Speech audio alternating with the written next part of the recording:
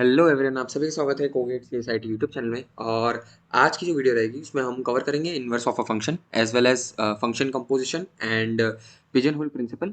ये आपके फंक्शंस के लास्ट टॉपिक्स हैं। इसके बाद आपका फंक्शंस चैप्टर खत्म हो जाएगा।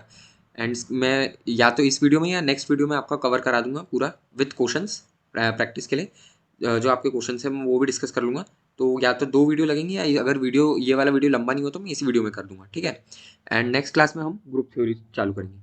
तो अभी चालू करते हैं हम। देखो, इन्वर्स हम पहले देखते हैं इन्वर्स कैसे निकालना। तो इन्वर्स तभी निकलता है जब आपका जो फंक्शन है वो आपका बाइजेक्टिव फंक्शन हो। बाइजेक्टिव हमने क्या पढ़ा था लास्ट क्लास में? Onto as well as one one. मतलब आपका जो फंक्शन रहेगा वो वन वन और ऑन टू अगर दोनों होगा तो ही आपका मतलब तो बाइजेक्टिव होगा और तभी आपका इन्वर्स एग्जिस्ट करेगा। तो कैसे निकालना? तो देखो, एक एग्जाम्पल लेते हैं। यहाँ पे f x equal to x plus one है ना? और इंटीजर टू इंटीजर आपका है ये फंक्शन डिफाइंड। तो आप क्या करो, इसमें एफ एक्स को वाई कंसिडर करो टेम्पररीली। एफ एक्स को वाई कंसिडर करोगे तो क्या हो जाएगा? Y equal to x plus one. अपन को क्या करना है कि वाई को अपन एक्स को अपन वाई की टर्म में निकालेंगे। तो एक्स को वाई की टर्म में निकालूंगा तो क्या आएगा? तो एक्स इक्वल टू आ जाएगा वाई माइनस वन। ये मेरी एक्स निकल आया वाई की टर्म्स में। ये जो है ये मेरा इन्वर्स हो गया। सिंपल, मतलब आप एक्स को निकाल लो वाई की टर्म में, तो जो आपका एक्सप्रेशन आया है एक्स इक्वल टू, वो आपका इन्वर्स कहलाता है।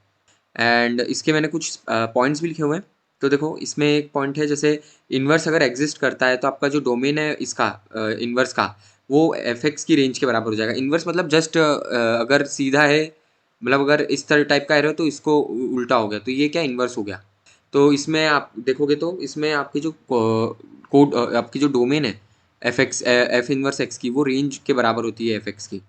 ये होता है हमारा इन्वर्स। तो नेक्स्ट है हमारे फिर कुछ क्वेश्चंस हैं। ये थोड़ा अलग क्वेश्चन है, तो मैं चाहूँगा कि आप इस क्वेश्चन को जरूर करें, है ना? मैं आपको बता देता हूँ, ये काफ़ी डिफरेंट क्वेश्चन है, ठीक है? मैंने स्टार मार्क भी कराया है आपको। तो देखो, गिवन है आपका set A equal to one two three four, और ए बी दिया हुआ है ए बी सी डी, ठीक है? एंड सी दिया हुआ है वन टू, एंड डी आपका थ्री फोर है। और ए से बी आपका फंक्शन है one comma A, two comma B, three comma B और फोर कॉमा सी टाइप का आपका एक फंक्शन बना हुआ है। तो आपको निकालना है F of C union f of D क्या होगा।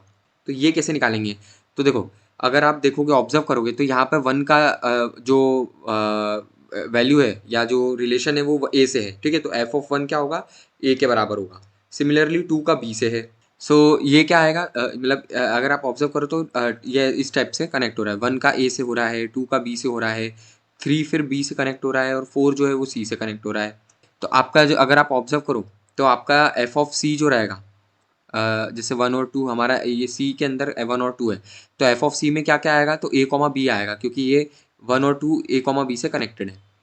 और जो एफ ऑफ डी रहेगा हमारा, वो क्या होगा? तो वो थ्री फोर है उसके अंदर, है ना? तो थ्री फोर से कनेक्टेड क्या क्या हमारे हैं? तो बी और सी है। तो ये हमारा एफ ऑफ डी आ गया। अब आपको अगर ये निकालते आ गया तो आप इसमें जितनी चीज़ें पूछी सब निकाल सकते हो। दोनों सेट मालूम पड़ गए, तो दोनों सेट के फंक्शन आपने निकाल लिए कि ये एफ ऑफ सी क्या बता रहा है, एफ ऑफ डी क्या बता रहा है। तो ये आपको बता रहा है F of C union f of D आपका ए बी सी के बराबर आ गया। सिमिलरली आप सी यूनियन डी करो पहले और फिर निकालो कि क्या आएगा। ये इस तरह से आप इस क्वेश्चन को करोगे, ठीक है? यहाँ बच्चे एक्चुअली कंफ्यूज क्या हो जाते हैं कि इनको बच्चों को समझ में नहीं आता कि यार सेट क्या होगा, इसमें सी और डी सेट होगा तो एफ ऑफ सी और एफ ऑफ डी क्या वैल्यू क्या आएगी। वो कंफ्यूज हो जाते हैं बच्चे, है ना? इसलिए ये क्वेश्चन थोड़ा अलग टाइप का था, तो मैंने ये आपको करा दिया। तो अभी नेक्स्ट चलते हैं हम। देखो, अब नेक्स्ट है हमारा फंक्शन कंपोजिशन। फंक्शन कंपोजिशन क्या होता है? तो फंक्शन कंपोजिशन मतलब आपने पढ़ा होगा 11 ट्वेल्थ में एफ ऑफ जी, या जी ऑफ एफ, या एफ ऑफ एफ, या जी ऑफ जी, इस टाइप से। तो इसमें क्या करते हैं हम? फंक्शन के अंदर फंक्शन रखते हैं। हमारा अगर एफ ऑफ एक्स समथिंग है, मान लो जैसे जैसे यहाँ मैंने एक ही लाइन में आपको बता दिया कि ये फंक्शन कंपोजिशन होता क्या है।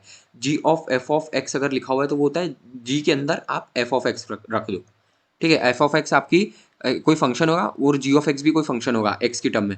तो एक्स की जगह आप एफ जी ऑफ एक्स के अंदर आप एक्स की जगह एफ ऑफ एक्स रख दो। तो आपका जो बनने वाला मतलब जो फाइनल आउटपुट आएगा वो आपका होगा जी ऑफ एफ ऑफ एक्स। ये होता है फंक्शन कंपोजिशन। ये मैंने आपको यहाँ पूरी एक इस मतलब आप समझाया आपको कि कैसे होता है, तो ये आप खुद कर सकते हो, बट इसकी इतनी जरूरत नहीं पड़ेगी। अभी हम सीधे क्वेश्चंस पे चलते हैं। देखो, क्वेश्चन में बोला है F of X equal to X X by one minus X और G of X is one by X. तो आपको निकालना है G of X, G of F of X and F of ji of X. तो आप क्या करो, सबसे पहले अगर इसने बोला है जी ऑफ गॉफ बोला है, या जिसे हम जी ऑफ एफ ऑफ एक्स बोलते हैं। तो इसके अंदर आप एफ ऑफ एक्स की वैल्यू जी ऑफ एक्स के अंदर जहाँ पर एक्स है वहाँ पुट कर दो। तो इससे क्या आएगा आंसर आपका, ऊपर वाले का न्यूमरेटर क्या आएगा हमारा, तो वो हो जाएगा 1/x डिवाइडेड बाय 1 - x। ये हमारा 1/x था, तो 1/x की जगह एफ एक्स रख दिया, तो हमारा जो आंसर है मतलब न्यूमरेटर आया वो ये आया। सिमिलरली आप f of ji of x निकाल लो, तो वो क्या हो जाएगा 1/x अपॉन 1 - 1/x। तो ये आ गया आपका 1/x-1। ठीक है, तो ये आपका डिनोमिनेटर आ गया। अब आप सिंपली इसको डिवाइड कर दो, तो आपको ये आंसर मिल जाएगा। तो इसको इन क्वेश्चंस को ऐसे करना है। अब नेक्स्ट चलते हैं। अब है मेन हमारा जहाँ बच्चे कंफ्यूज होते हैं, पिजन होल प्रिंसिपल। तो पिजन होल प्रिंसिपल कहता क्या है वो पहले हम देख लेते हैं। आपको पिजन होल प्रिंसिपल में क्या है कि मान लो आपके पास पी पिजन्स हैं, ठीक है, और एच होल्स हैं। तो आपको पी पिजन्स को एच होल्स में अकोमोडेट करना है किसी तरह, जिसमें आपकी कंडीशन ये रहती है कि जो होल्स रहते हैं वो हमेशा नंबर ऑफ पिजन से कम रहते हैं, number of holes are less than number of pigeons. ठीक है, ये होता है बेसिक प्रिंसिपल, बट आपको ऐसे समझ नहीं आएगा। मैं आपको क्वेश्चन की प्रैक्टिस कराऊंगा तब आपको समझ में आ जाएगा। तो अभी एक जैसे क्वेश्चन हम ट्राई करते हैं। तो देखो इसमें क्या बोला है, 5 distinct pair of socks are mixed together and socks are selected randomly. So minimum how many socks are needed to select to ensure that there will be a pair.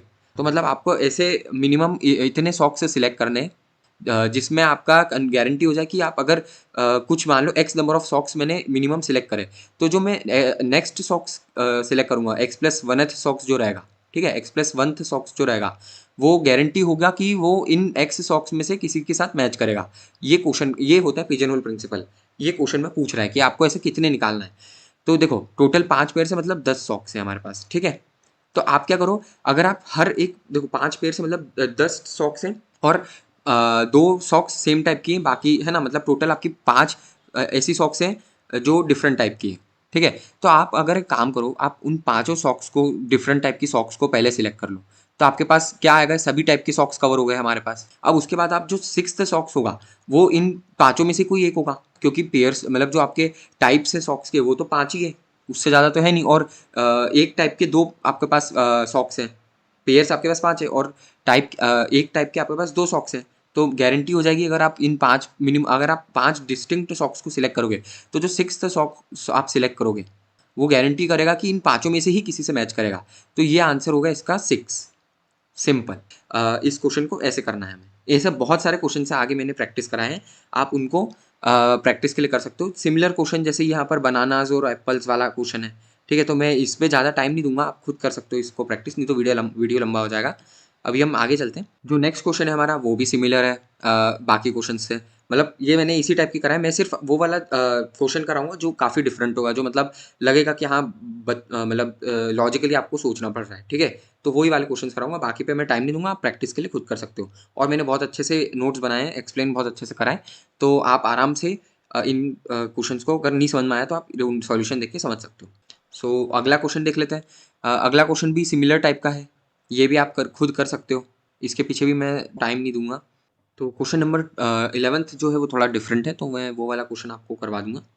इसके बाद आपका फंक्शंस वाला चैप्टर जो chapter है वो खत्म हो जाएगा, एंड नेक्स्ट क्लास में हम ग्रुप थ्योरी स्टार्ट करेंगे।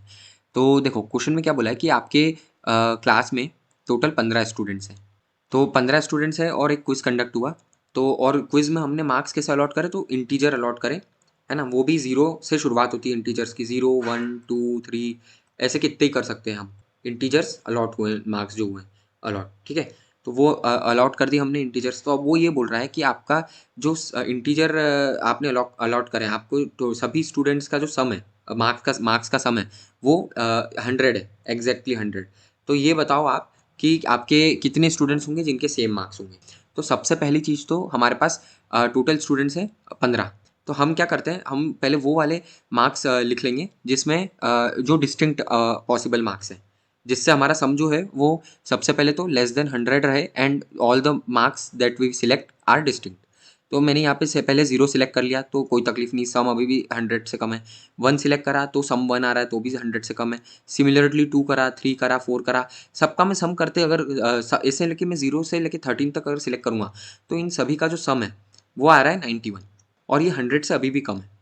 तो हम कब तक चले, ये हम यहाँ 13 पे क्यों रुक गए, तो हमें बोला गया है 15 स्टूडेंट्स हमारे पास अवेलेबल है टोटल। तो उसमें से हमने 14 स्टूडेंट्स जो हैं, 14 स्टूडेंट्स को तो हमने अलॉट कर ही दिए डिफरेंट मार्क्स। अब अगर हम 15th स्टूडेंट को अगर 14 अलॉट कर देते एग्जाम्पल के लिए, तो मुझे बताओ सम क्या हो जाता? 91 प्लस 14, ये तो 100 के ऊपर चले जाता, ये तो ग्रेटर देन 100 हो जाता, तो कंडीशन फेल हो जाती। तो हम क्या 14 पे रुक गए। तो मैं 0 से लेके 13 तक जितने हैं सबको अलॉट कर दिए। तो टोटल 14 बच्चों को हमने डिस्टिंक्ट नंबर अलॉट कर दिए। अब जो नेक्स्ट स्टूडेंट रहेगा, एक स्टूडेंट बचा है, तो उसके इसको हमने क्या अलॉट करा? एक ही स्टूडेंट बचा और टोटल सम 100 करना है अपने को। 91 अपना टोटल हो ही चुका है, तो 9 हम अगर और अलॉट कर दें मार्क्स, तो हमारा टोटल सम 100 हो जाएगा। और एक स्टूडेंट को अलॉट करना है, तो 9 के अलावा हमारे पास ऑप्शन है नहीं। तो मैंने अगर 15th स्टूडेंट को 9 अलॉट कर दिया, तो मुझे बताओ यहाँ पर आप देखोगे 9 एक इस स्टूडेंट का भी है और एक इस स्टूडेंट का भी है। तो यहाँ पर हमारा आंसर क्या है? अगर पूछा गया how many students will have same marks, तो ऐसे 2 स्टूडेंट्स होंगे जिसके सेम मार्क्स होंगे। ये क्वेश्चन थोड़ा डिफरेंट था, इसलिए मैंने आपको इसको करा दिया। ऑल्दो इसमें भी कोई फ़र्क नहीं है, पिजन होल प्रिंसिपल के ऊपर ही है, पर फिर भी मैंने आपको प्रैक्टिस के लिए से करा दिया। अभी इसके अलावा मैंने यहाँ पर कुछ फॉर्मूलेज लिखे हैं जो मैं ऑलरेडी डिस्कस कर चुका हूँ, ऑन टू फंक्शंस वगैरह कैसे निकालना करना। तो ये आप इसको देख सकते हो खुद ही, मैं इस पर टाइम नहीं दूंगा।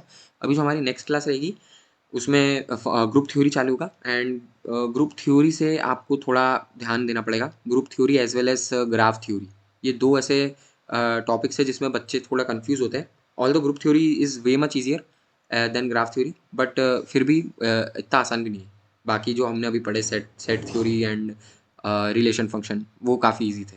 तो आज के लिए इतना ही। अगर आपको वीडियो अच्छा लगे तो प्लीज़ इस वीडियो को लाइक करें, शेयर करें और मुझे बताएं कि मैं कैसे इंप्रूव कर सकता हूं। और अगर आप एक गेट एस्पिरेंट हो तो प्लीज़ इस चैनल को ज़रूर सब्सक्राइब करें। Thank you.